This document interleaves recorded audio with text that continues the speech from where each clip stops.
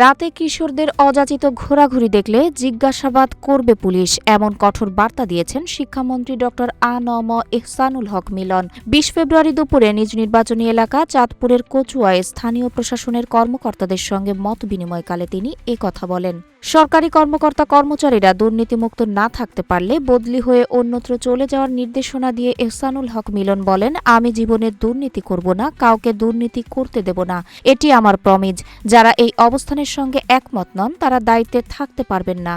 মন্ত্রী বলেন, কচুয়াকে সবসময় পবিত্র ও সুশাসনের মডেল হিসেবে গড়ে তুলতে চাই। এছাড়া দুর্নীতি, চাঁদাবাজি ও অনিয়মের বিরুদ্ধে কঠোর ব্যবস্থা নেওয়া হবে।